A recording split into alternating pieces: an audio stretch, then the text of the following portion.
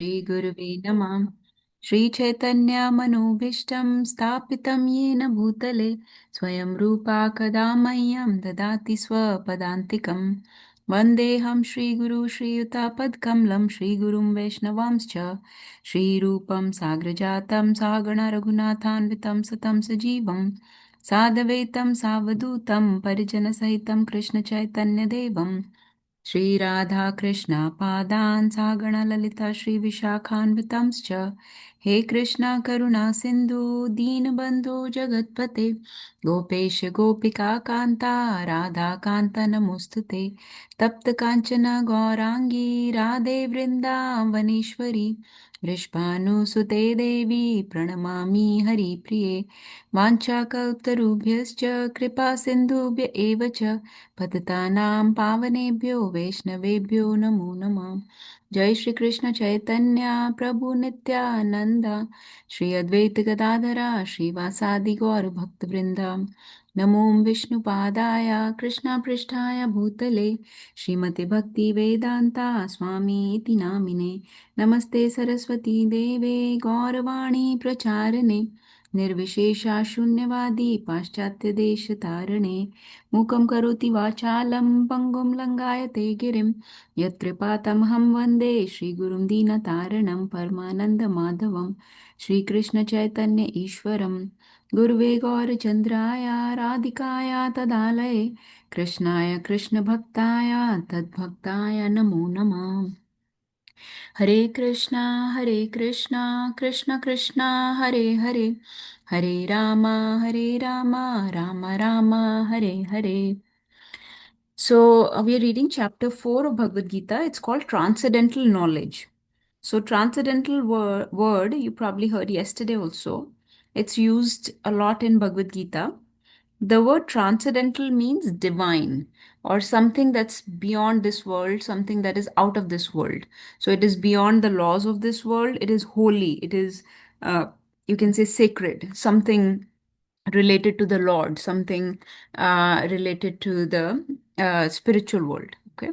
So that's called transcendental. So transcendental knowledge in Hindi, it's called Divya Gyan. So this chapter is about transcendental knowledge. So far, what has happened in this chapter is,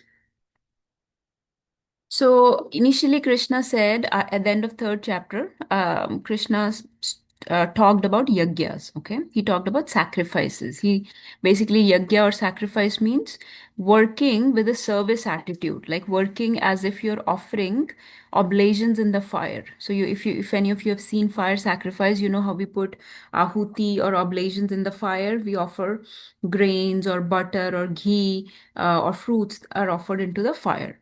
So that is called a fire sacrifice. So Krishna basically said in third chapter that you should live your life as if it is a sacrifice, meaning everything that you do, everything that you have been given, everything that you possess, all the things you have, all the skills you have, all the knowledge you have, all the talents you have, qualities you have, the body you have, everything should be used as sacrifice, like in service of Krishna, in service of Supreme Lord, in service of the source, the Father Himself. Okay, and that is the perfect sacrifice. So the fourth chapter, so this is where the third chapter ended. And the fourth chapter opened with where Krishna says that I have, in the past, I have given this knowledge through a chain of disciplic succession. Okay, this is a very important word, disciplic succession. Please remember this word. Disciplic succession means Guru Shishya Parampara, meaning that the perfect knowledge is the one which is transmitted from a teacher to a student. And then that student becomes a teacher and transmits it to the next student. Then that student becomes teacher and transmits it to the next student. Like that, it is a chain or it is a parampara, it is a tradition in which the knowledge is transmitted from a teacher to a student.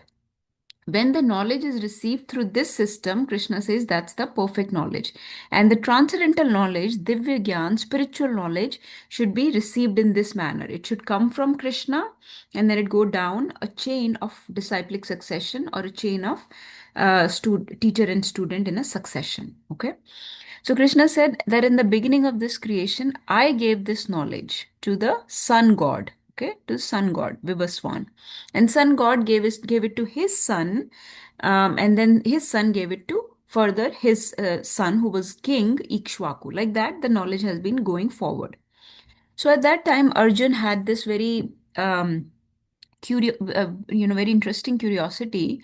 How could you have given this knowledge to sun god? Because sun god is older than you. You are much younger than sun god. You are in my timeline. Like, you were born around the same time that I was born. We are almost of the same age. Arjun and Krishna are of the same age. So he's very curious about this, and sun god is much much older. So how is it possible that you gave this knowledge to sun god? So then Krishna starts revealing his supremacy, his divinity in the fourth chapter, where he says that actually, I am somebody who remembers the past, present, and future. I have seen you in your past births. I know what your future births will be like. I know about all your activities, not only just yours, but of every living entity. So I'm completely omniscient, meaning I have all the knowledge of this world, not only about myself, but about all the living entities, all their past actions, their future actions, their current actions, their desires, their thoughts, their plans, everything I know about everyone. So in this way, I'm different, he says. So he starts revealing his divinity to Arjun. He says that I'm actually unborn, yet periodically I come to establish this knowledge, because this knowledge keeps getting destroyed every few years, or every so often. This knowledge keeps getting destroyed by the influence of this material world, because in this material world, in this samsara, in this world, there is tendency for contamination, there is tendency for corruption. So things do not stay very pure for very long time. Whether it be our body degrades, everything by the effect of matter becomes contaminated. Okay. So this knowledge, even though this is divya knowledge, it is becomes impure because people transmit it in an impure way to each other. Like, they will create their own impressions of the knowledge, they will create their own perceptions of the knowledge, they will have their own personal agenda. So, or they may convey just partial knowledge. They may keep the knowledge in a particular family, like brahmanas used to do. They may not give it to the general population. So like that, the knowledge is either not given freely, or the knowledge is given partially, or the knowledge is given with some selfish motive. And so the knowledge becomes degraded over time. So, Hare Krishna, everyone. Thank you for joining. Nilveni Mataji, Jyoti Mataji, and Ramesh Prabhu. We have some newcomers today, so I'm just giving a breakdown of chapter 4 so far that we have covered. So, chapter 4, we have covered 17 verses. Chapter 4 is called Transcendental Knowledge, and I'm just giving a quick overview of what we have learned so far. So we were talking about disciplic succession, and Krishna says that I come periodically to establish this knowledge, which keeps getting degraded over time. So then the famous verses come, 7, 8, and 9, where Krishna says that yada yada hi dharmasya glanir bhavati bharata. Whenever there is decline in religion, I come and establish this knowledge again. And then he gives more information about his divinity. That actually, I not only come when there is decline in religion, I come when there is increase in demonic forces. I come to exchange loving relationships with devotees. Paritranaya sadhunam, vinashaya cha dushkritam, and dharma samsthapanarthaya sambhavami yuge yuge. So I come every so often, periodically, in every yuga, or even multiple times in a yuga sometimes, to exchange relationships with my devotees, and to establish dharma, because dharma keeps getting degraded over time and needs to be established over and over again. This knowledge has to be re-established, and I do that job personally sometimes, and I come personally. This was until verse 8. Verse 9 is a very beautiful verse, very important verse, which says, Janma karma cha me divyam evam yo veti tatvata tyaktva deham punarjanma naeti mameti. So Arjuna. So now Krishna gives more information about uh, about how he is transcendental. He says, actually, I come every so often because my activities and my um, my appearance in this world is very auspicious. It's divine. It's not like you guys take birth. It's not like how living entities are forced to take birth in a certain body, in a certain family, in a certain gender, in a certain country. They're forced a certain appearance and certain even qualities, etc. They get from their previous births. I am not subjected to those rules of this material world. I'm completely divine. So he said it's very auspicious for living entities if they absorb themselves in my discussions. Talk about me. He says, Janma karma cha me divyam. My janma and karma, my appearance and my uh, activities, they are divya, they are transcendental, they are divine. So instead of talking about worldly subject matters, you should talk about my pastimes, my activities, my appearance, okay, why I come. That's why, we celebrate all these big festivals like Lord Ram is coming, his appearance day is coming. So Ram Navami will be celebrated. We just celebrated Gaur Purnima because Chaitanya Mahaprabhu came.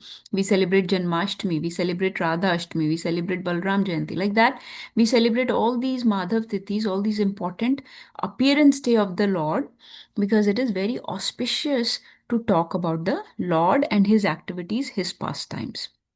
So he said, if people absorb themselves in talking about my activities, which are divine, then they will not take birth in this world again. In fact, they will come back to me. Okay. So they're unnecessarily suffering in this material world. They will not have to suffer here anymore. They will come back to me. This was verse 9, the key verse of one of the key verses of Bhagavad Gita. So then he said that if they talk about me, if they absorb themselves in me, then actually they will get purified of their attachments, their fears, their problems like anger. So vita, rag, bhaya, krodha. All this, rag meaning attachment, bhaya means fears, and krodha means anger. All these problems of material world will go away if they are constantly absorbed in me. And based on their sincerity in serving me, in absorbing themselves in me, based on their sincerity and service towards me, I will reciprocate with them. That's another key verse of Bhagavad Gita, where he says, Ye yatha mam prapadyante tam tathaiva bhajamyaham mam vartamanu vartante manushya partha sarvasha. That in whichever mood and to the extent a person approaches me, to that extent I reveal myself. So basically, your sincerity and seriousness of your effort will determine how much Lord will reveal himself to you, how much of his pastimes, how much of his activities, how much of his appearance, how much of his instructions will make sense to you, how much determination and conviction you will develop on this path will depend on his reciprocation with you, his intimacy with you, his exchanges with you will depend on your efforts, your sincerity, your seriousness. If you really wish to go towards him, then to that extent, Krishna will also reveal himself. So that's what he says in verse 11. Then he starts talking about work, okay? Work, karma. So he goes back to the, so basically Arjun sort of derailed him because Arjun said, how do you know how do you know about this? How can you say that you gave this knowledge? And Krishna established his divinity by saying all this. Then um, I am divine, I'm transcendental. This is where people should um, focus. They should focus on me. They should exert their attention towards me, their efforts toward me. Okay. Then he starts talking about work again. He said, but what happens is in this world, people are very much attached to work and to the results of the work, to actions and to the results of those activities. So they do not approach me actually. They approach demigods. And demigods will then give them the results of their activities as they deserve them. Okay, so not ordinary people are not absorbed in me. I would like for them to be absorbed in me, but maximum people are attached to work and to the personal enjoyment that they get from the results, the gains or benefits that they get from those from the work. So they are so attached to the work and its results that they go towards demigods to get their desires fulfilled. That I did such and such work, I did such and such action, such and such activity. Please fulfill my desires, and accordingly, demigods will fulfill them. So then Krishna says, so for these people that are so attached to work, they should work. I actually recommend that they should keep working, but I have created a system of work for them. I have created a system of work for ordinary people. That system is called Varnashram. Hare Krishna, Nagarjan Prabhu, you sharing something? Hare Krishna, what is demigods? Okay, so demigods mean Devi Devtas. So Devi Devtas are basically the controllers that of this world that work under the supervision of Supreme Lord. They are basically in charge of different departments of this world. So some Devi Devta may be in charge of like light or fire or water or air or some deities. You can say deities also. Deities or demigods. They control our various senses. They may be in charge of our vision or our taste or hearing, like that. So various Devi Devtas, demigods or deities, they're in charge of different functions of this material world. They keep this world running on behalf of Supreme Lord. So they're servants or subservient to the Supreme Lord. Um, okay, so I was talking about the Varnashram system. So Krishna said that I created this system of four Varnas or the social order. And if you work according to this social order, the whole community will progress towards spiritual growth. Okay, so basically the four. What are the four varnas? Can somebody mention? And I'm talking a lot, so let's hear from someone. What are the four social classes? This system that Krishna gave to categorize. Brahmana, Vaishya, Kshatriya, and Shudra. Can you give them in a order, Mataji, like ascending or descending? Yeah, Or descending is Brahmana, Kshatriya, Vaishya, and Shudra. Hare Krishna. Is that Jyoti Mataji who's answering? That was me, Shailesh. Oh, Hare Krishna. Sorry, I lost my voice. No, no, that's okay. You sounded like Jyoti Mataji. Okay. Okay, so yes. So Brahmana, Kshatriya, Vaishya, and Shudra. We discussed this in great detail, so I'm not going into it. But each class, but the main thing to understand is that this classification of society into four uh, categories is based on the not based on birth or which family a person takes birth. It's based on the qualities that a person acquired. Okay, the qualification that a person has, the swabhav or the nature that a person has towards performing certain action. So even if somebody is born in Brahman family, but if they have more business type mentality, they are very much inclined towards making money, and they have perfect ideas for that. They have tendency and skill set for on how to make money. Then they will belong to that. So then they are contributing to the economic development of the society, not so much to the intellectual development. So they will be classified as vaishyas if they want to work as a mercantile class or as a merchant and have that capability of trading type of capability. So then they'll belong to Vaishya class. Like that, even if somebody is born in Shudra, but they have administration type capacity, they have good leadership skills, then they will be classified as Kshatriya, or they are like acting as defenders of this country, of this community. They have that kind of skill set or that kind of inclination. This is where they trained in. Then that's where they will be put into Kshatriya category. So it is not defined by this classification system is not determined by the birth of a person, but the qualities that they acquired or the qualifications that they have gained over the course of their life, the inclination that they have, which type of work they want to engage in. So Krishna said, I have made this system of work. But then he said, I made this system of work, but please understand, I do not belong to this system of work. So sometimes when I appear, I may appear in a certain class of society, like I may appear as a Kshatriya, like Lord Ram is a Kshatriya, or Chaitanya Mahaprabhu is a Brahman, or Krishna belonged to the Vaishya category, the mercantile class, the tradespeople. So it doesn't make me a Brahman, Vaishya, Kshatriya, or Shudra. I do not this classification is for ordinary living people. For the jivas, it cannot be imposed on the supreme person. He is beyond these rules of this material world. So he said, I do not need to do any work, but I just engage in certain type of work to set an example or to engage people in my service when I appear. Okay.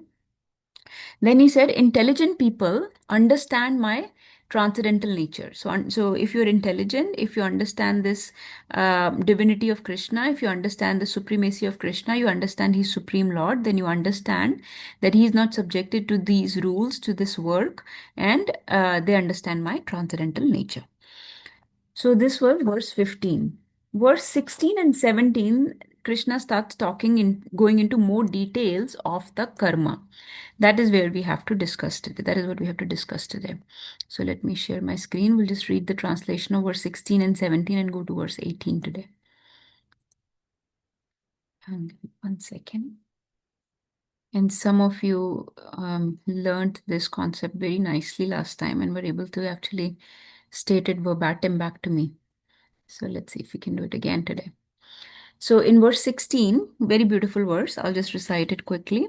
Krishna says, Kim karma kim akarmeti kavyopi atra mohita tatte karma pravakshyami yadgyatva mokshayase shubhat. So he says, even the intelligent are bewildered in determining what is action and what is inaction. Now I shall explain to you what action is, knowing which you shall be liberated from all misfortune. So from 16 to 24, the same concept of action will go on. Okay, what karma is, what are the different types of karma. So Krishna said in the previous verse that intelligent people are those who understand my transcendental nature, who understand that I am not subject to the laws of karma. Okay. But for themselves, they need to know what action and inaction is. But kavyo api atra mohita. But this is a very difficult concept to understand. And even intelligent people can get confused in this concept of what is kim karma, kim akarmeti. What is karma and what is akarma? Even intelligent people get confused about this. Okay. Tatte karma pravakshyami. So I will tell you, I shall explain to you. So Krishna is back to explaining about karma. He's back on track where he left off in third chapter. He basically wanted us to understand that he is transcendental. This law does not apply to him. But now let's understand this law of karma very nicely because it applies to you, to us. To ordinary people like us, it applies. So even the intelligent people need to understand this law. Because by understanding this law nicely, this intricacies of action and inaction and all this, you will become free from all misfortune. Okay. We have already covered this. So, and next one also we have covered. कर्मणो हि अपि बोधव्यं च विकर्मणा अकर्मणश्च बोधव्यं गहना कर्मणो गति. You can remember this line, gahana karmano gati. So here Krishna is saying that the law of karma is very intricate, it's very complex. Gahana karmano gati, that's what it means. Okay, the web of karma jal is basically the is a very complex, very intricate web that is woven by jiva over their lifetimes, because they do so many actions, so many good and bad actions, that it is difficult to know why they are suffering or enjoying in this life. Okay, so he said, so that's why I want you to understand very nicely the concept of karma. Karmano hi api bodhavyam. I will tell you what karma is. Bodhavyo cha vikarmana. I also want you to understand what vikarma is. Okay. Karma, vikarma. Then I want you to understand what akarma is. So Krishna has introduced three terms here. Okay. Some terminology is coming here. Please make note of these terms because we will be using this a lot in Bhagavad Gita. What is karma, what is vikarma, and what is akarma. And Krishna says, I want this to be very nicely understood. Bodhavyam. He keeps saying bodhavyam in each line. This should be understood very nicely because otherwise, gahana karmano gati. The whole the karma, law of karma concept is very complex, very intricate, and people get stuck in this. People get confused by, why I am suffering. So many times people will ask you, what did I do in my last life that I'm suffering so much? If they're enjoying, they don't ask. But if they're suffering, they will always ask, why am I suffering so much? Why did I get a spouse like this? Why did I get in-laws like this? Or why was I born in this country? Or why is my job not working out? Whatever.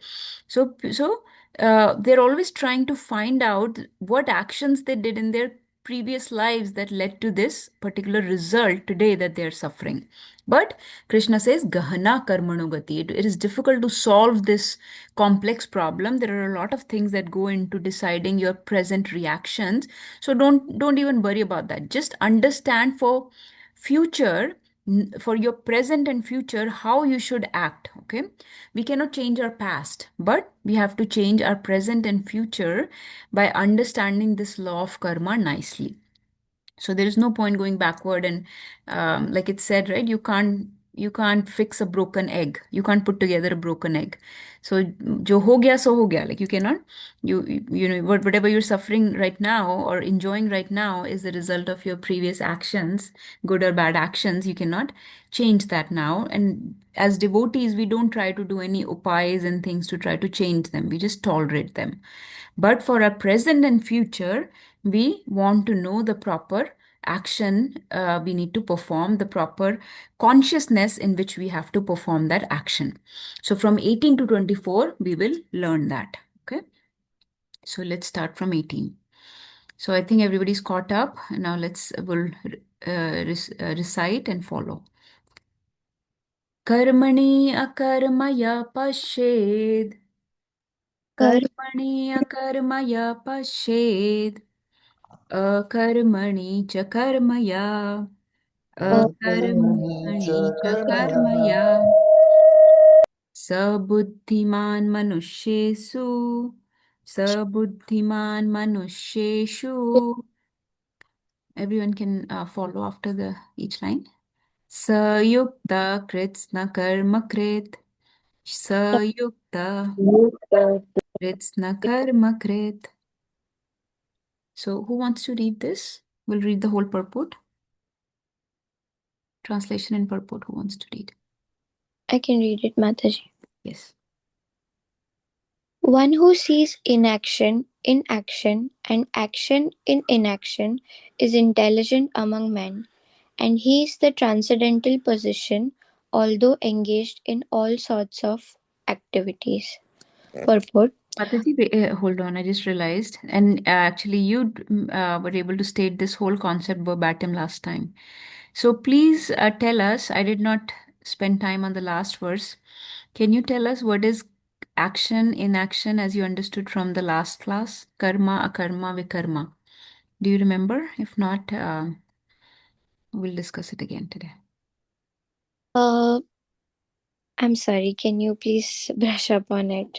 Okay, that's fine. Okay, let's just do it again. So, because Krishna said, I want to, this verse is very difficult. This is one of the most difficult verse of Bhagavad Gita. So I don't want you to get lost. And unless you understand these terms that Krishna mentioned in the last verse, we will be lost. So Krishna mentioned three concepts, okay? Karma,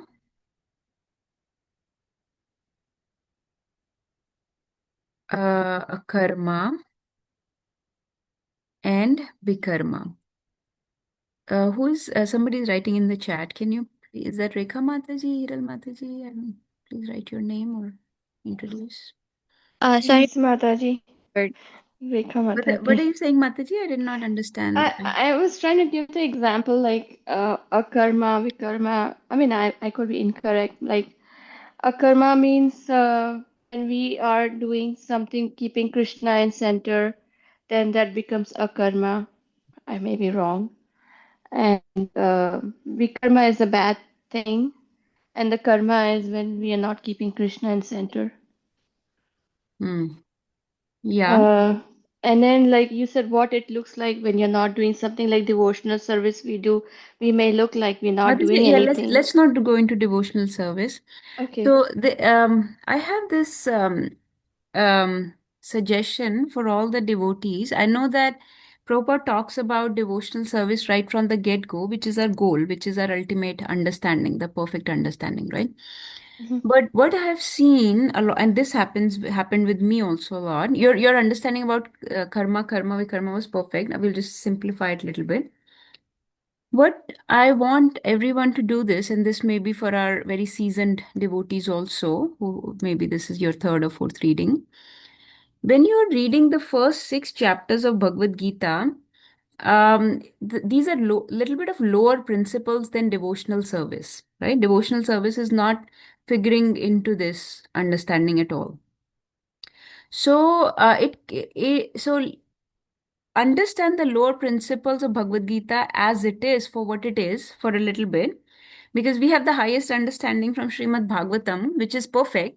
But for preaching purpose, it'll be nice if you had these terminologies down as such, with their proper meaning. I hope I'm making myself clear without bringing the highest concept yet. So for example, I'll tell you what I mean. So Mataji mentioned it, but just to clean up the clean up the language and understanding of terminology, these are like definitions. These are like proper, they have a proper definition. So karma means an action which is done with attachment. Okay, we will not talk about devotional service at all for now, because devotional service is transcendental. So we will just talk about what these terminologies are as such. Okay. So karma means when an action is done with attachment to results or to the act itself, either to the result or to the work itself. Typically, we talk about attachment to the results. So there is some gain, some enjoyment, some sense gratification, some benefit that a person is looking for when they do an action. Okay, so karma loosely can just be called an action. So this karma will always give you a reaction. Okay, it will always give you a reaction. Okay, you will always get a reaction. Because you are attached to the result, you will get a reaction, a material reaction. Okay. Vikarma, just like Mataji mentioned nicely, is a bad action. So this is also done with attachment for enjoyment, but this is against scriptures. Okay, this is against scriptures. So this is a sinful action. Since this is against scriptures, this is a sinful action or bad action, negative action. So this will give you a negative reaction. Okay, meaning a bad reaction. So you will have to suffer. This is something that people will suffer in this world. This is a negative reaction. Okay. Now, so karma, since this is vikarma, this is a negative or a bad action, you can just call it bad action.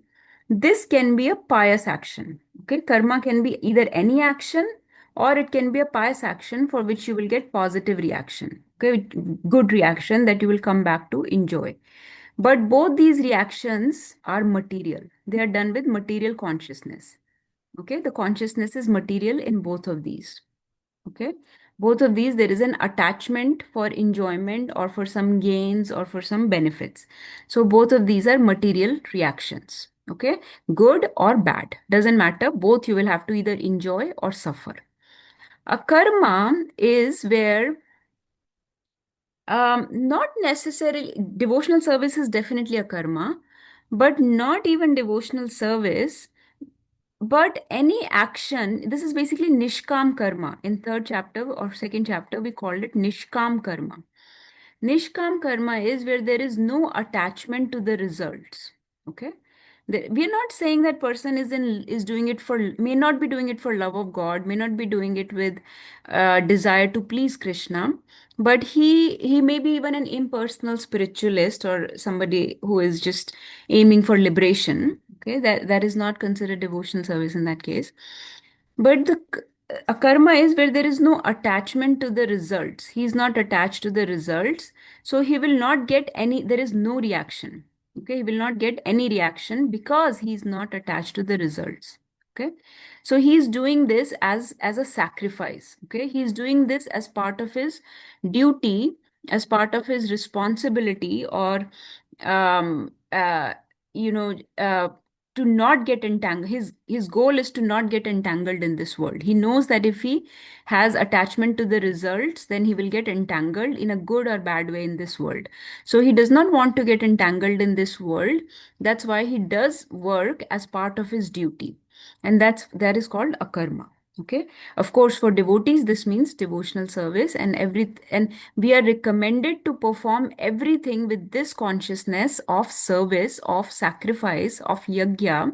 So akarma can also be called, in other words, to use for a karma is nishkam karma. Okay.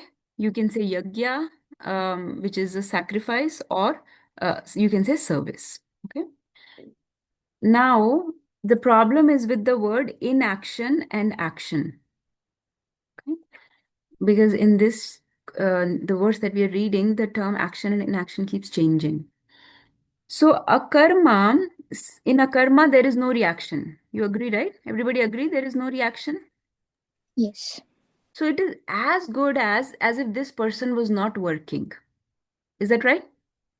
Yes. It is as good as if this person is not working, even though he's very active. He's working in this world, but he's working with such a pure consciousness. He's working with service attitude. He's working as sacrifice or as yajna, that he does not get any reaction from this work. So this work becomes spiritual.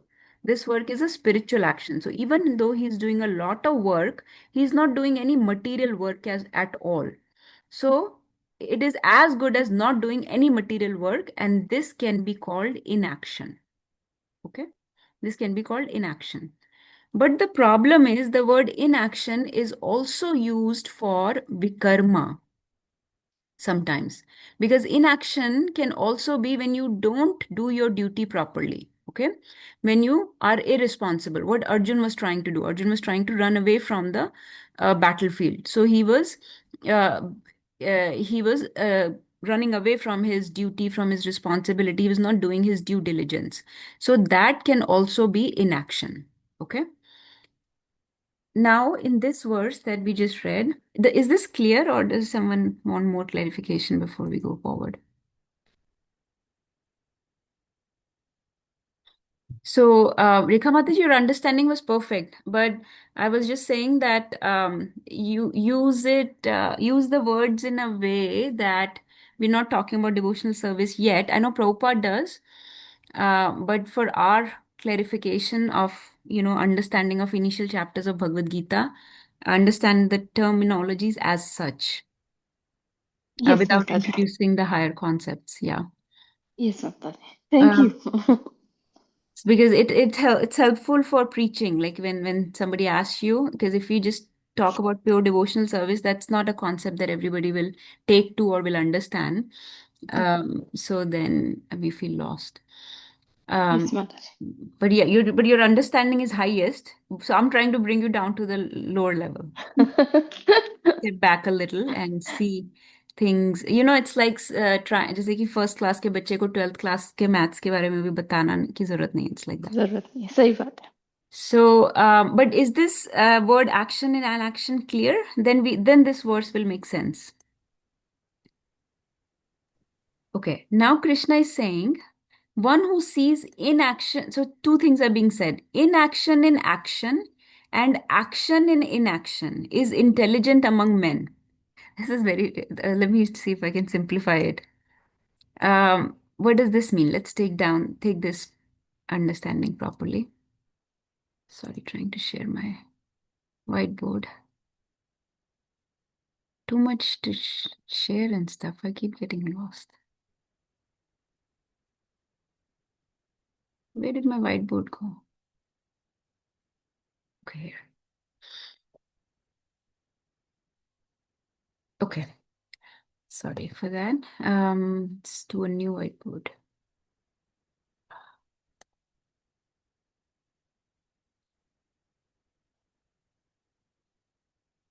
Okay. Okay.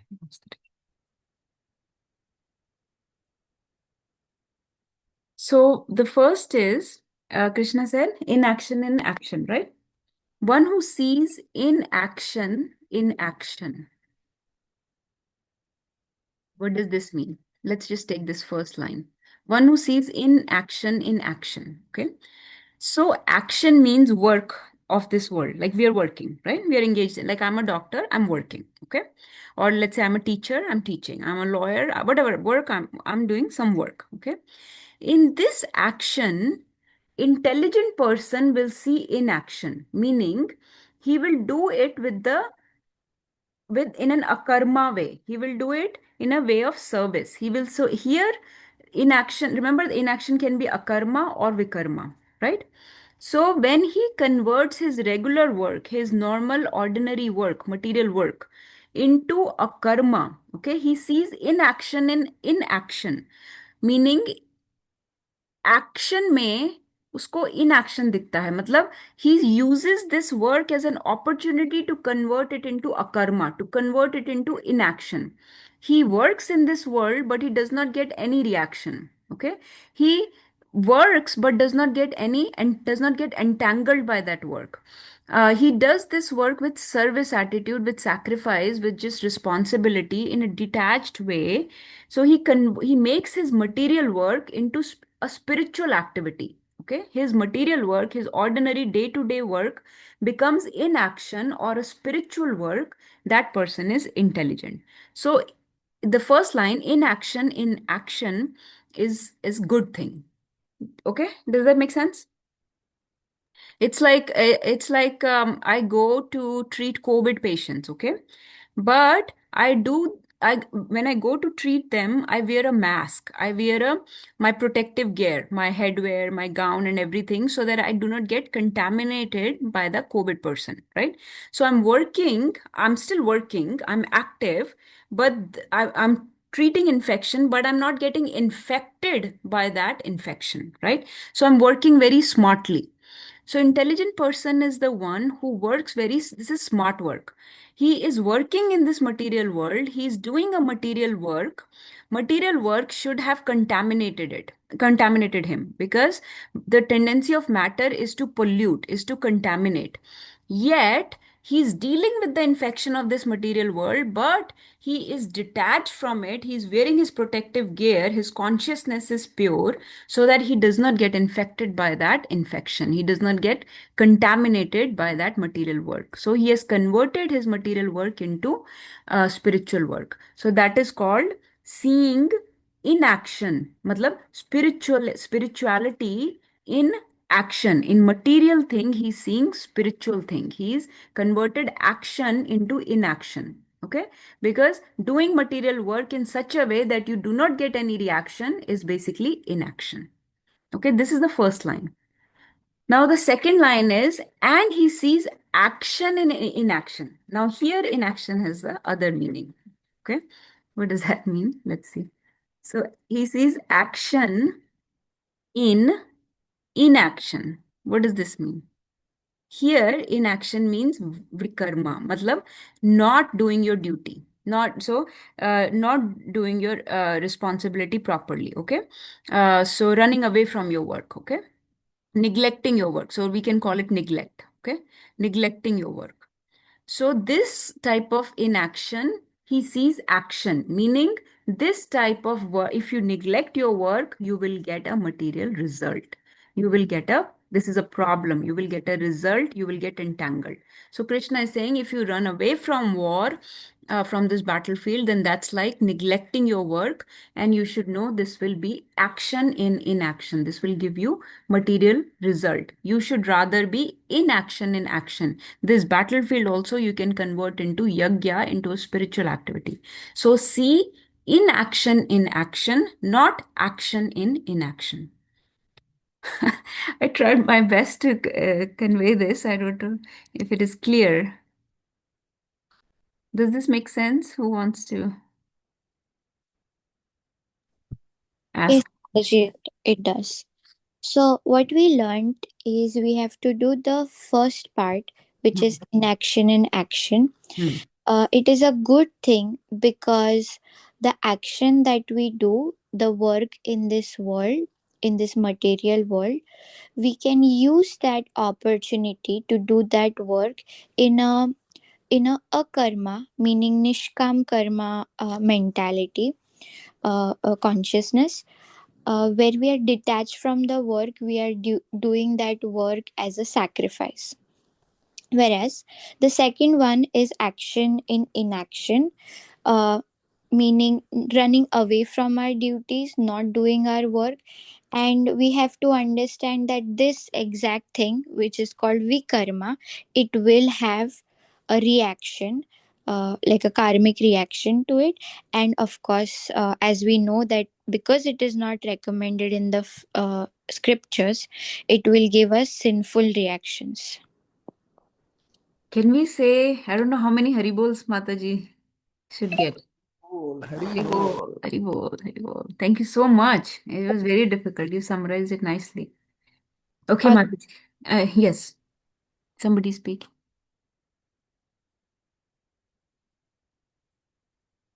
Okay, Mataji, please share this. Please read this purport. a person acting in Krishna consciousness is naturally free from the bonds of karma. His activities are all performed for Krishna, therefore he enjoy does not enjoy or suffer any of the effects of work. Consequently, he is intelligent in human society even though he is engaged in all sorts of activities for Krishna. Akarma means without reaction to work. The impersonalist ceases fruitive activities out of fear so that the resultant action may not be a stumbling block on the path of self realization. But the personalist knows rightly his position at the eternal servitor as the eternal servitor of the Supreme Personality of Godhead. Therefore, he engages himself in the activities of Krishna consciousness. Because everything is done for Krishna, he enjoys only transcendental happiness in the discharge of this service. Those who are engaged in this process are known to be without desire for personal sense gratification. The sense of eternal servitorship to Krishna makes one immune to all sorts of reactionary elements of work. Hare Krishna. Hare Krishna. So I'll just draw your attention to two or three points in this purport. Because again, Prabhupada gives the highest concept, highest understanding. So we'll talk about that now. So we said we should not enjoy or suffer any effects of the work. So karma, let's say pious action will give us good results. Vikarma or sinful action will give us bad results. So one will cause enjoyment, one will cause suffering. So it's easy to understand we don't want to suffer. But why do we not want to enjoy? Why do we not want to do just pious activities or karma? What is the problem with that? Why are we saying even karma? So pious activities also, like the work that we do in this world, let's say it may be very pious work, but even that we should do with a karma mentality. Let's say you're doing charity, that also you should do with a karma consciousness, meaning with service consciousness, with sacrifice consciousness. You should not claim any name or fame with that. You should not claim any big a fan following or anything. So because if you do a pious activity with that intention, you will have to enjoy. Why do we say we have to enjoy? What is the problem with enjoying? Who can? Because our goal in this lifetime or any lifetime is liberation and not coming back to, not getting back in the life and death cycle. Our goal is liberation. So even if we enjoy an activity, we will have to take birth again to, get the uh, results of those good activities. So we'll have to take birth again to receive the results of it. Yes, so we'll have to take birth again and we'll have to come back to enjoy. And we don't want to come back at all, right? So even if you have to come back to enjoy, you still have to come back. It's the example is given of like a train. So a train can have, many coaches. Let's say one maybe economy class, which is very like, khade hoke jate ho aap, like you're standing or it's very crowded, it's very dirty and whatnot. And then there may be the luxury class, premium coach. So in a train, premium coach may be very comfortable. They may have beds to lie down and only very rich people can get on it. So, but still, if whether you are economy coach or a premium coach, you're still stuck in the train, right? You're still in the train. And yes, you may be enjoying for the time being, but you're still all heading to that same destination, and you're still going at the same speed. Like it's not in the long run, it's not helping you, right? Unless you go in a plane, it doesn't help whether you are yes, you're comfortable for the time being, but in the matter of eternity, in the long game, in the long run, it does not help because you're still stuck in the train. So if a person comes back to enjoy, that may mean they get a good body, they are very beautiful in next life, they're very intelligent in next life, they are born in a very rich family, they are very wealthy, very famous, a celebrity, or upper planets, demigods, like that. So they have all sorts of enjoyment, but the enjoyment will be very temporary because they're still stuck in this material world. They're still subjected to the rules of this material world, to the laws of this material world. So inevitably, as part of the rules of this world, at some point they will have to leave that body, then they will get next destination. So they're still stuck in that same train. So our goal is not to be in that train at all. Our goal is, which Prabhupada talks about, is devotional service, about Krishna consciousness, which is not a train, it's a plane. So you're talking about a different means of getting out altogether. So that is Krishna consciousness. So we don't want to enjoy or suffer. We want to do all our activities, whether bad activities we should not do at all, and even good activities should be done with a clean consciousness, pure consciousness of service. So akarma means Prabhupada saying without reaction to work. Other point I'll draw your attention to is this point, which is very important, that impersonalist ceases the fruitive activities out of fear. What this means is, so people that understand, now Mataji talked about liberation, that we have to get out of this train, we have to get out of this material world.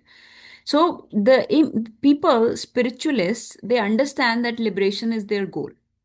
So what they start doing is they stop doing any fruitive activities. They stop interacting with this material world altogether. They stop engaging in this world, going to their work and everything, because thinking that this will all entangle them. Okay.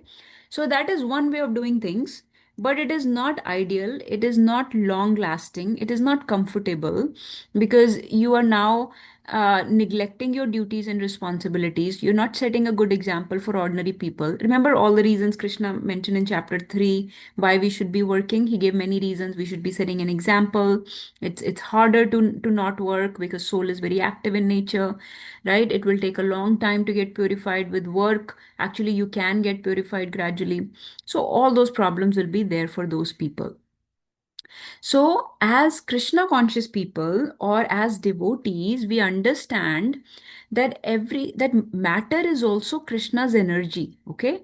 And how we use it, with what intention we use it, with what consciousness we use it, decides whether that is material or spiritual, okay? So we convert everything matter into spiritual with our consciousness, okay? Let me show you. I feel like, I don't know about you, but I understand better when I write things.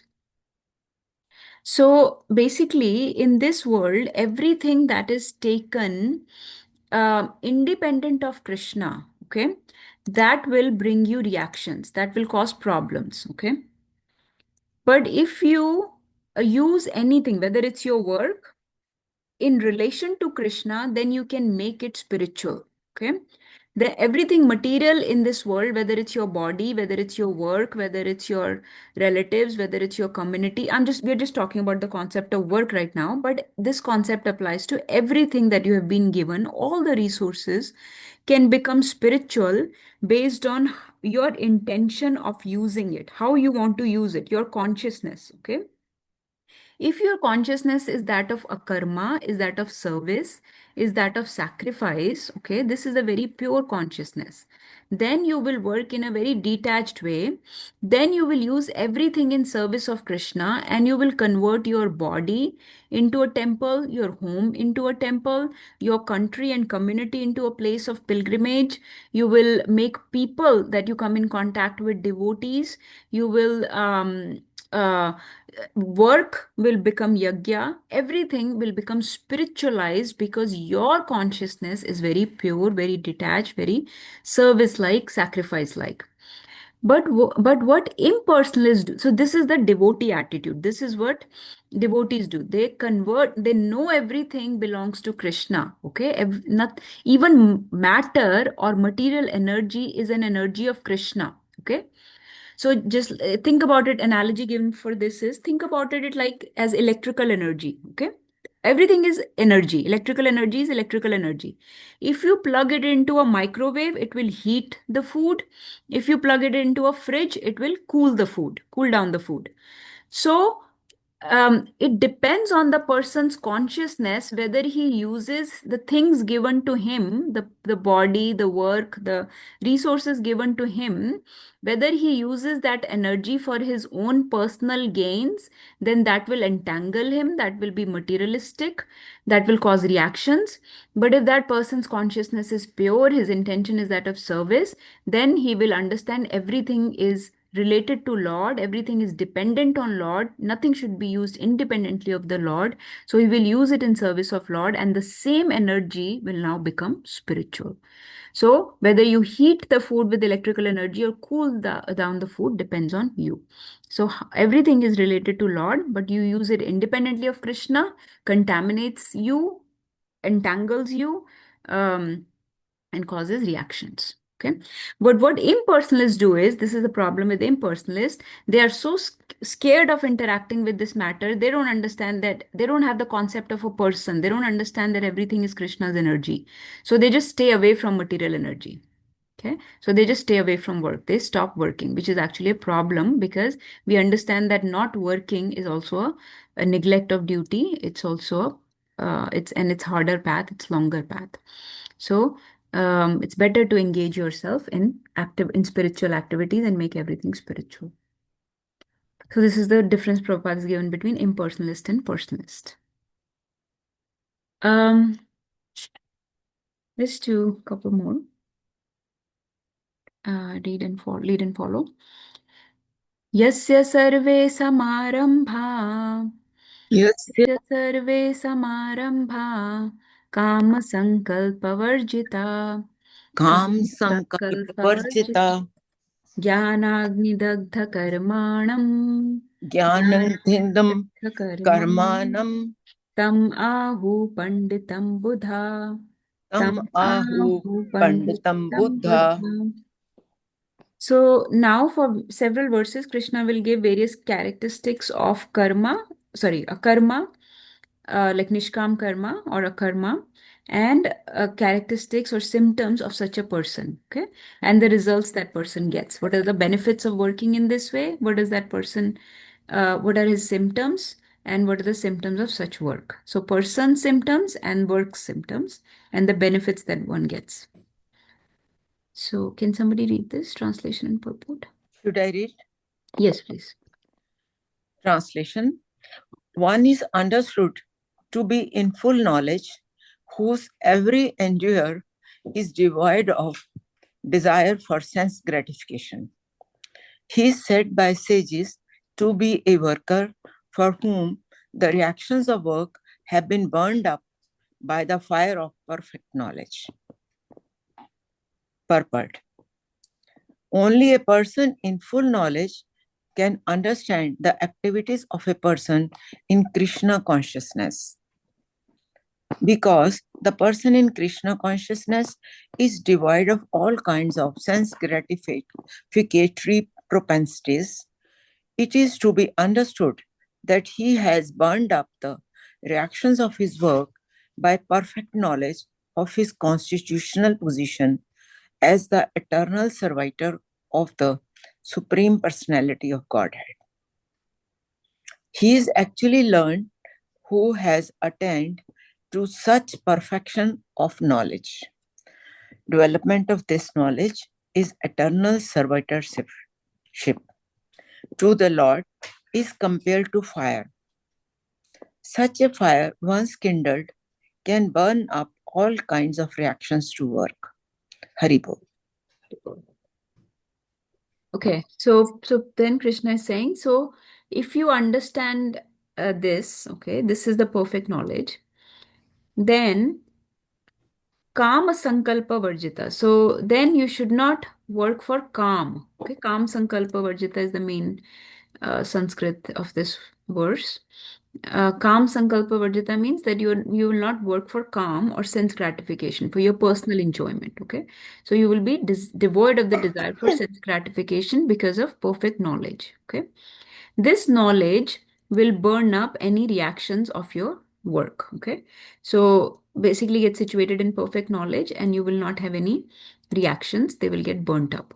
And what is the perfect knowledge? So perfect knowledge is to understand that our constitutional position is an important word to know.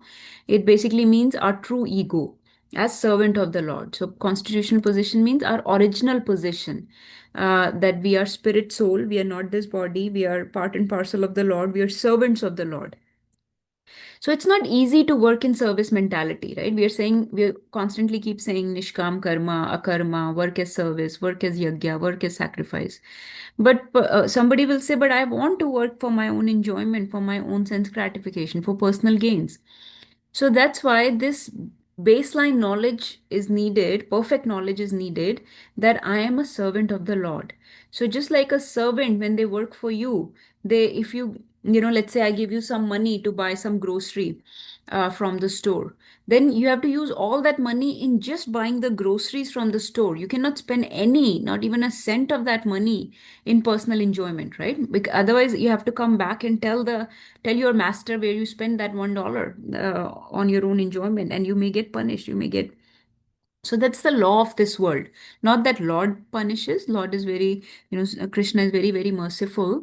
But it's the law of this world that everything is given by Supreme Lord. And if without gratitude, we use anything for personal enjoyment without any service, then that's considered cheating mentality. That's considered thievery. So we have read that concept in chapter 3. Then it's just thievery if you just use it for your own personal enjoyment. Yagya Shistashana Santo Muchyante Sarvkilbhishe Bhunjte Te Tvagam Papa Ye Pachanti Atma Karnat. That you get pop, you get reactions.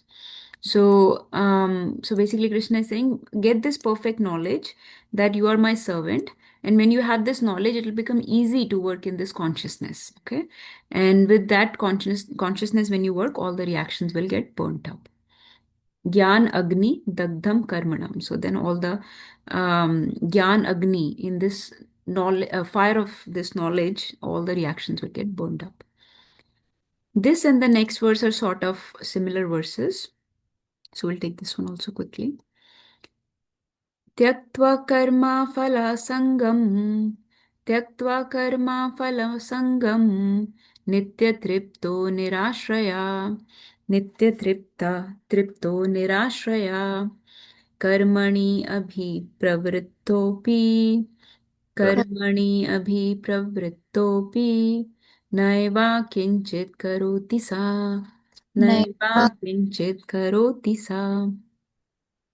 Now, Krishna will also give us some symptoms or characteristics of such a person who is engaged in this type of work. Okay. Okay. Who can read this next verse?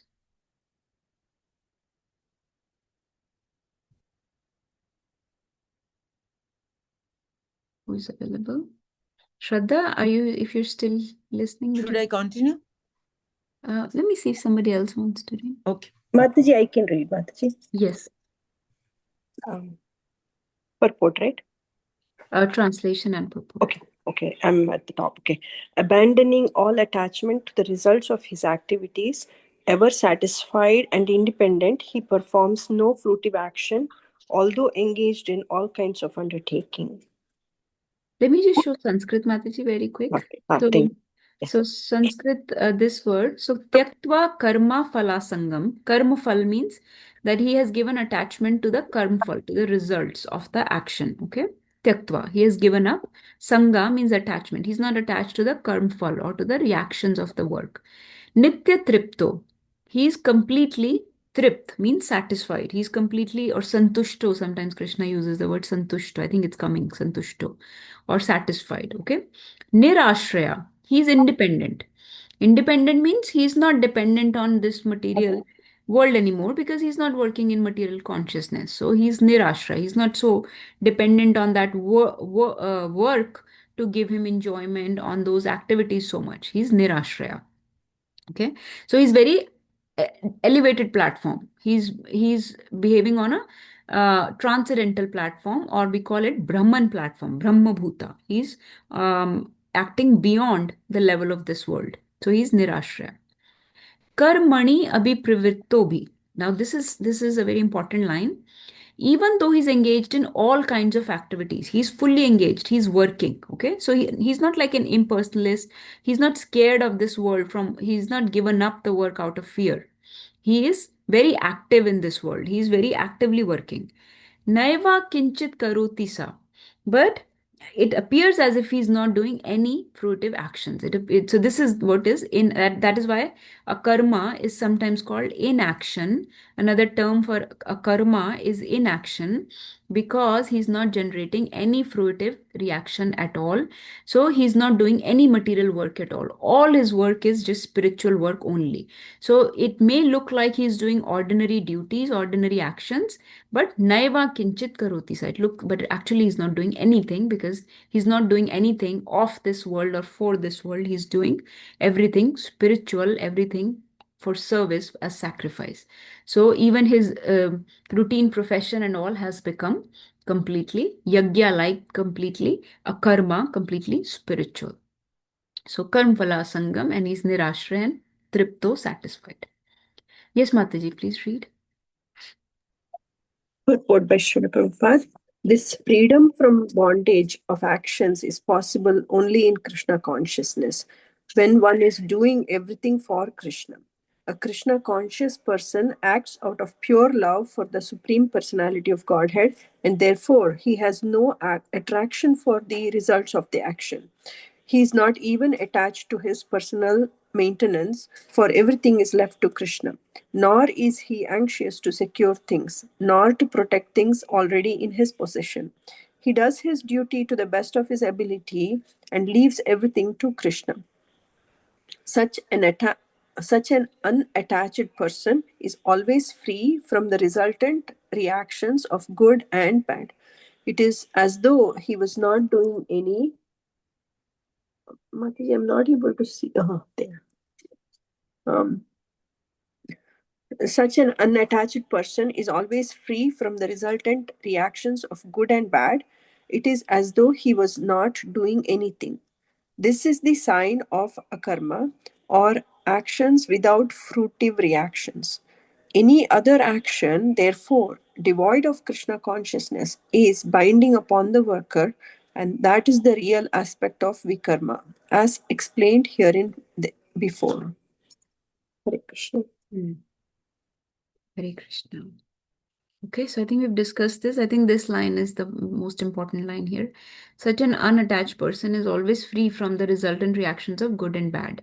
So we talked about how good and bad both are bad, because both are a problem for spiritual entity. It is as though he were not doing anything. And this is also a very important line, as though he were not doing anything, because he's not doing anything material.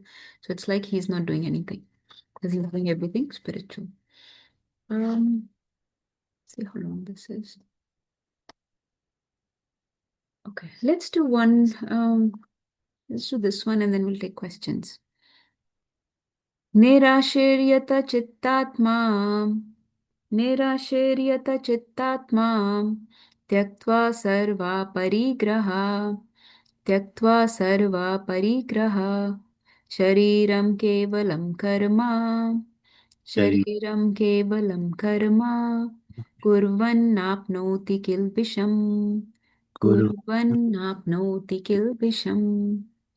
Okay, who wants to read this? I can read, Mataji. Yes, please. Such a man of understanding acts with mind and intelligence perfectly controlled, gives up all sense of proprietorship over his possessions, and acts only for the bare necessities of life. Thus working, he is not affected by sinful reactions. Let me show Sanskrit. So here, Nirashir. Nirashir means he has no asha. What kind of asha? He has no material asha, like material hopes, material desires. Okay. Nirashir. In devotional service, in Krishna conscious, in spiritual activities, he's Asha Bandha. Asha Bandha means he has all hopes, he has all dreams from Krishna. He is very he knows that Krishna Rakshishaiteti Vishwaso. He knows that Krishna will protect him. He has faith in Krishna. But in this material world, he has not much desires, not much hopes for any kind of outcomes, good or bad. So Nirashir. Okay. Yata Chittatma, and his mind and intelligence are very controlled. Yata means controlled. Chit Atma, mind and intelligence are very controlled. So it has to be very controlled mind and intelligence for one to engage in nishkam karma, okay?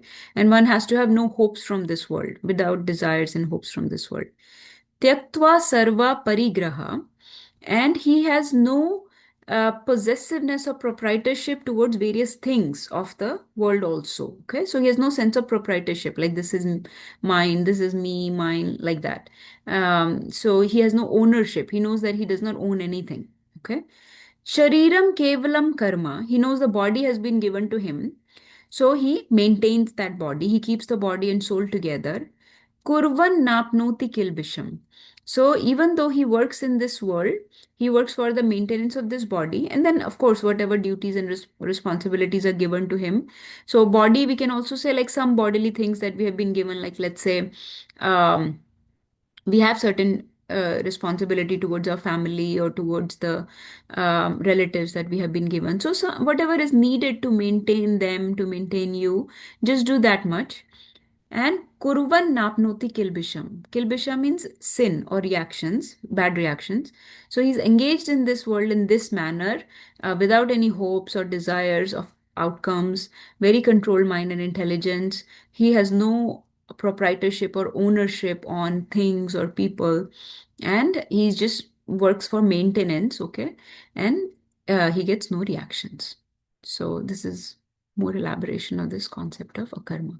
So we are just, Krishna is hitting the hammer on, hitting the nail that this is what a karma looks like. This is what various symptoms of a person with a karma looks like. Because we are all working. Krishna knows that, again, we are talking about lower concepts of Bhagavad Gita where everybody is working. We are supposed to work. We are supposed to be responsibly engaged in our duties. But what mentality we need to be engaged in, what consciousness and intentions we have to develop. Krishna wants us to develop those type of intentions, that type of consciousness very deliberately, and he's refining that concept for us. This is how that consciousness looks like. Okay, so it's all about consciousness. The external work may look same for both ordinary person and a spiritualist, but their intention, the service mentality, the mindset is different. So Krishna is changing our mindset. Okay, yes, Prabhuji, please read. Yes, Mataji. A Krishna conscious person does not expect good or bad results in his activities. His mind and intelligence are fully controlled. He knows that because he is a part and parcel of the Supreme, the part played by him as a part and parcel of the whole is not his own activity, but is only being done through him by the Supreme. When the hand moves, it does not move out of its own accord, but by the endeavor of the whole body. A Krishna conscious person is always dovetailed with supreme desire, for he has no desire for personal sense gratification. He moves exactly like a part of a machine. As a machine part requires oiling and cleaning for maintenance, so a Krishna conscious man maintains himself by his work just to remain fit for action in the transcendental loving service of the Lord. He is therefore immune to all the reactions of his endeavors. Like an animal, he has no proprietorship even over his own body. A cruel proprietor of an animal sometimes kills the animal in his possession, yet the animal does not protest, nor does it have any real independence. A Krishna conscious person fully engaged in self realization has very little time to falsely possess any material object. For maintaining body and soul, he does not require unfair means of accumulating money. He does not, therefore, become contaminated by such material sins. He is free from all reactions to his actions. Hare Krishna. Hare Krishna. So let's see, couple points. Prabhupada has given two analogies here. One, he said that we are like parts of a machine, or he said like hand works for the body. Where is he said that? Ah, when the hand moves, it does not move out of its own accord. So hand is part of the whole body.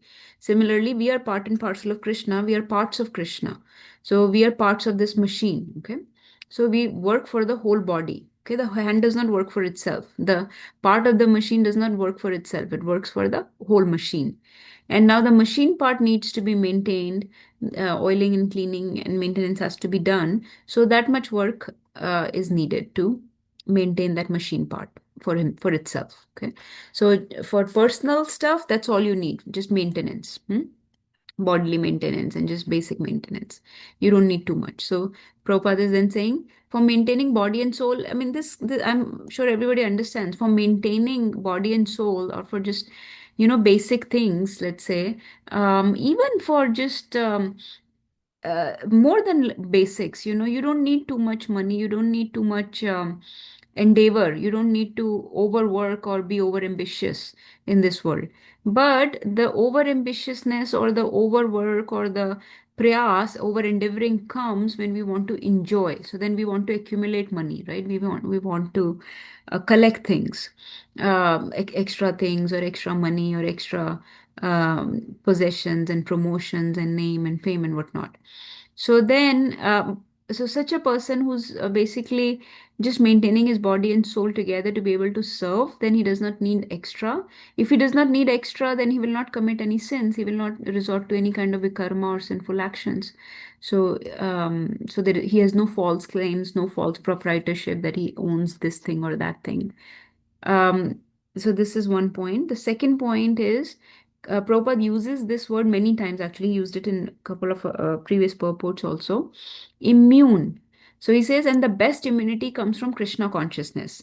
So this is where our concept of Krishna consciousness or devotional service comes. That when you want to work with this mentality of nishkam karma, it becomes easy if you understand, if you have the immunity of Krishna consciousness with you. Like I was giving you an example of COVID, that if I'm going to, let's say, an area of pandemic or epidemic going on, then I have to get wear protective gear, right? I have to have proper mask, I have to have proper scrub hat and gowns and shield and everything. So I have to wear protective gear for myself. So when we are going in this world and working, there are many ways to detach from this world. Other spiritualists also follow, detachment, but mostly their detachment comes out of fear. And Prabhupada told us before that out of fear, people stop working. But the best immunity from the infection of this world is from Krishna consciousness, meaning that you understand your position as the servant of Supreme Lord, and you get your immunity from Krishna consciousness, meaning by chanting, by reading, by cultivating your intelligence, by developing this firm faith that I'm servant of Krishna, by developing this firm faith that I have to achieve perfection in this life, that I don't need to do things for just personal gains or enjoyment, that I need to convert everything to spiritual. So over and over and over again, every day, we have to get association, we have to read, we have to hear, we have to chant, we have to have proper diet for that. ABCDE has to be followed, and that gives us the immunity. That is the immunity of Krishna consciousness, so that when you go out in this world, you are able to do that nishkam karma or a karma with that proper consciousness. So Prabhupada uses this word immunity many times. So if you want the perfect immunity, then it comes from Krishna consciousness. Because also, when you engage in Krishna consciousness, you get mercy from Krishna and the devotees also to develop a pure consciousness. Um, and then another thing that happens is that the work you do, since it becomes service, it gives you bliss. It gives you very deep internal joy. It gives you very deep-seated, like profound joy, which does not come from personal gains. So people that are karmis, that's why we call karmis versus devotees, right? We have heard of this terminology, I'm hoping. So when we say karmi, it basically means that they are working in this world for themselves. So they are working for their own enjoyment, for material benefits and gains. And whatever enjoyment they get, those people are called karmis, and that enjoyment is very little, it's very superficial, it's not long lasting, it causes entanglement, it causes reactions, and it's just not worth it. It takes a lot of effort to get a little bit of enjoyment like that. But when you do service, when everything becomes service, your work becomes service, yagya, then it's a deep seated enjoyment, deep seated happiness, because it comes in relation to Krishna. It's more profound, it's long lasting, and when you give pleasure to his senses, your senses are actually, they become more anandamai, they become more joyful. So the benefit, the result is also better, and the consciousness with which you work is also better if you're working in Krishna consciousness, because that's perfect knowledge. Okay, that's where I'll stop. So we stopped at 21, right? Yes, we did 21. 22, 23, 24 are also the concept of a karma.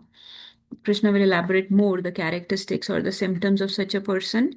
And then he will change we'll start talking about a different principle after 25. Not very different, but it's a little different concept starts after 25. So I'll pause here. Let's see if are there any questions, realizations, or any points anybody wants to discuss? Hare Krishna, Mataji. I have a question, Mataji. Yes, Mataji. Mataji, you were asking something yesterday also, but That's okay. okay. I mean, I can pick that topic like if you have time later, I can ask. Sure, But sure. right now, my question is this over endeavor aspect, right? Where uh, we just heard that uh, we shouldn't um, we shouldn't keep aspiring for better and better things and all that. But at the same time, I feel things like a student who is trying to, like, for example, a student who is trying to get somewhere, right? For example, they are trying to do medical or whatever. Is that considered over endearment and endeavoring? Is that considered like they shouldn't do such things? Or Right. how do you understand this aspect? Like, when we are younger, we try to do things because we think it's the right thing to do. But then Where do you draw where the is the line? line to draw? Yes, Madhuri, I got your question. Actually, when I was mentioning it, I knew this question would come up. This was not the platform to discuss it, so I kind of left it open. But yes, this is a very, very important question that Mataji brought up. I think a couple times before, I think Pooja Mataji asked it once a few times back. But I'll tell you. So, okay. So, over endeavoring or prayas, okay, it looks, first of all, we have to understand it looks different for different people. Okay. You cannot put everybody in, it's not like the same cookie cutter trick that you use for everyone. Okay. Not everybody is built same. So everybody is born with a different um, swabhav, different nature, different set of qualities and qualifications. Okay. So what it means is that our eternal purpose is same for all of us. Our Sanatan Dharma is same, that we want to go back to Godhead. We want to serve Krishna. That is our eternal purpose. But our immediate short-term goals can be many, and they can be different for different people. I'll give you example from scriptures. Mhm. In scriptures, we have seen devotees that were very, let's say, rich. For example, Pandavas, they were enjoying a lot of riches. They built that huge palace with the help of Maya Danav, right? Mhm. And so somebody can say, if you always say Pandavas are pure devotees of the Lord, why do they need to have such opulences and riches? or let's say Ambrish Maharaj or Parikshit Maharaj, or so many kings, opulent kings, are always given as they were representatives of the Lord. They are pure devotees of the Lord in eternal realm. Actually, they are Nitya Siddh devotees. So how come they're enjoying so much opulences and they seem ambitious? They seem, working very hard for, let's say, certain positions or things. Or let's say, let's not even go far into scriptures. Let's say Bhaktivinoda Thakur. He, he's a grasta, very busy, many kids, and he was very valuable to the British government. He was a city magistrate, very busy professional, right? Mhm. So everybody will have to draw their own line. Okay. First, Mhm. so first point that I'm trying to clarify is that everybody has their own swabhav. It's not a cookie cutter trick. Mhm. Everybody will have to explore their own nature. And Mhm. just another example you can take is, let's say I am, I will not tell my real weight, but let's say I'm 120 pounds. Okay. Maybe in order for me to get satisfied from a meal, I have to eat two roti. Okay. Mhm. Then let's say somebody, a bulky man comes, he's 200 pounds. He needs to eat Mhm. four roti. Mhm. Then some other sumo wrestler guy comes, he needs to eat 10 roti to get Mhm. satisfied. Mhm. So everybody's level of satisfaction is different. Somebody is getting satisfied in two rotis. You cannot, if you give them more, it will be overfeeding them. Mhm. If you give them less, it will be underfeeding them. So I Mhm. can't say tell 120-pound person you have to eat four rotis because that will be overfeeding him. He will get diseased. Mhm. And if you give him one roti, he will be underfed. Mhm. Or 200-pound person, if I just give, no, everybody gets two roti. Mm. So 200-pound person also gets two roti, then he will be not satisfied. Yeah. So you will have to explore your own nature. If you are in charge of some dependents, like you have certain disciples, people that are under your care, under your nourishment, you're their shiksha guru, or you are a parent, or you are a teacher. Whatever way you have some influence on certain people, then you will explore their nature and guide them according to their swabhav, according to their ambitions, according to their mood, their tendencies, and invest their skills, their energies in a proper direction and to a certain amount. Okay. If they do more than that, it will be over endeavoring. Okay. Mhm. So also, so this is one concept about individualizing each person's nature, understanding that person's nature and capacity, everybody's capacity for enjoyment, everybody's capacity for work, everybody's capacity for spiritual growth will be different. Okay, they will be all operating in a different timeline, to a different, in different directions, and in a different amount. Mhm. Okay, so it's a very so that's one thing. Individualize it. Okay, so you cannot say every medical. So some medical students will be, let's say, happy with just doing MBBS or MD, but some would want to specialize. Somebody would want to further specialize, right? MD, DM, fellowship, like that. I myself did so many things. And then even when then they're working, then maybe they want to become chair of the department. They want to become, they want to go into leadership role, right? And then Swabhav will also evolve over time as the knowledge keeps coming in about the eternal purpose, right? It's not going to be the same. Okay, you decided in 12th grade that you want to be the boss of this particular firm, so you have to become that, otherwise there is no other gati.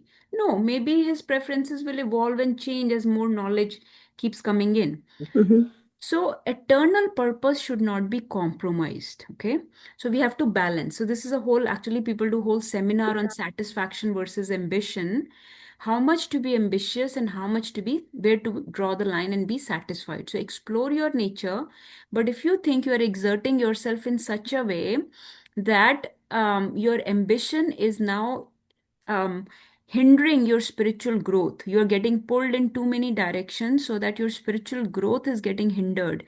You're not able to invest time, and you're at certain stage in your life. You're not young anymore, let's say.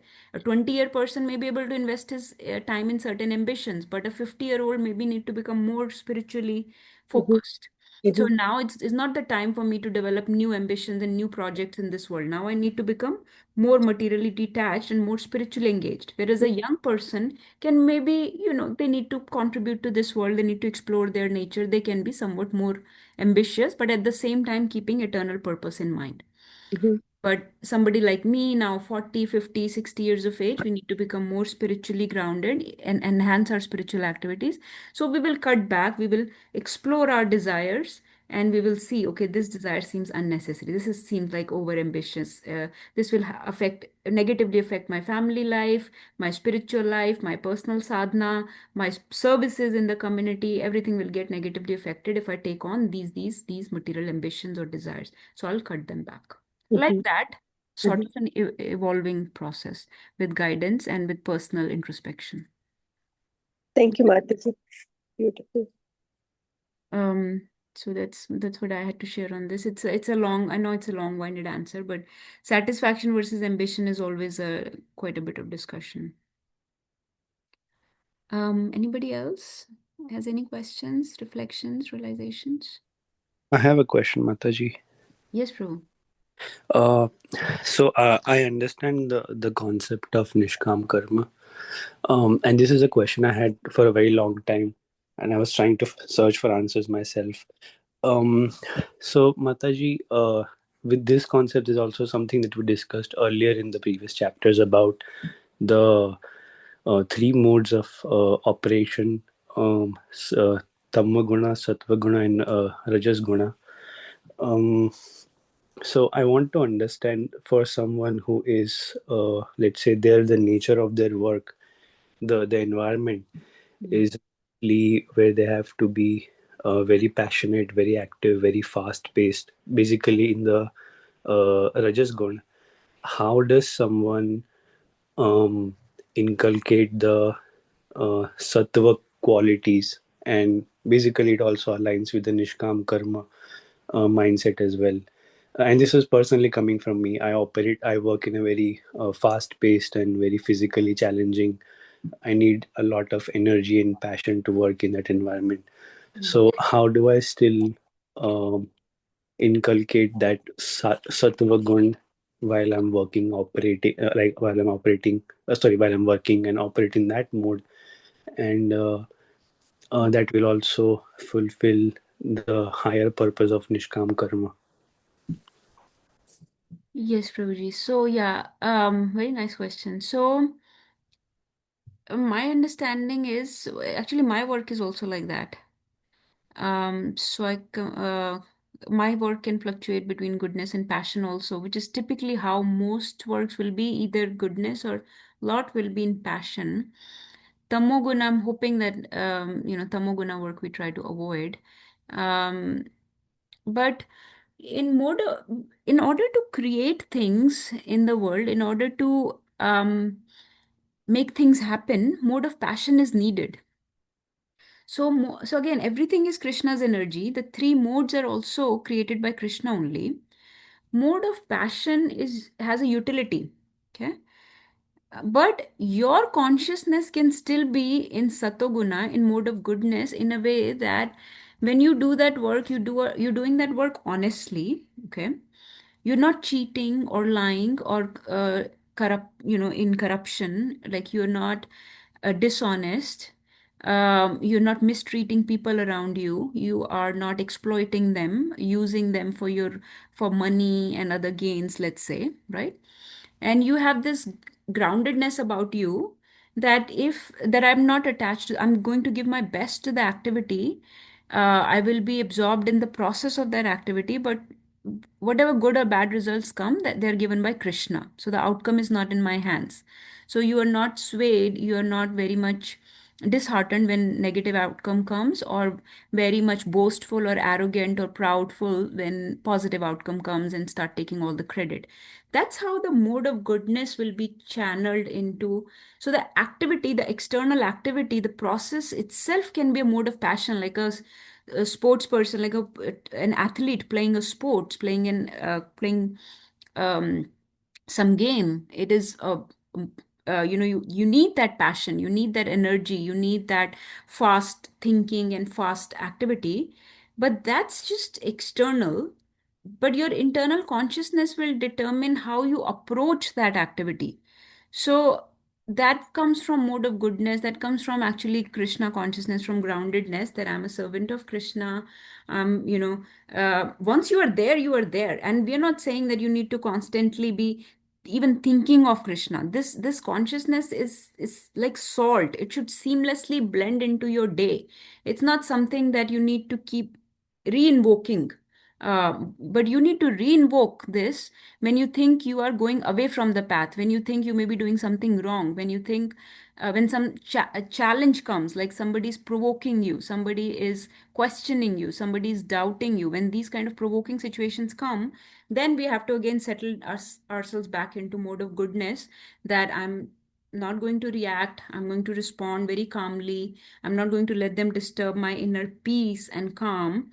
So then you have to actively channel Krishna consciousness. But eventually, Krishna consciousness should become like salt. It's like ingrained into your general demeanor, your inbuilt into your swabhav, into your persona, in such a way that whatever action you do, it comes from that foundation of Krishna consciousness. But then the external activity can be fast paced and very active, or very creative.